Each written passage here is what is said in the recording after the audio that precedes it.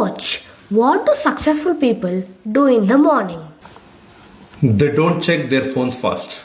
They check their direction first. Most people wake up first and react. Messages, notifications, and other people's priorities. Successful people do the opposite. They pause. They remind themselves who they want to become and what really matters today. Because here is the truth. Your first 30 minutes decide the quality of your entire day. In the morning, you control your focus, energy, and your mindset. Lose the morning, the day controls you. So, mornings are like steering wheels. They decide where the whole day goes. Exactly. Start the morning with your intention, not the distraction. Let me repeat. Start the morning with the intention, not the distraction.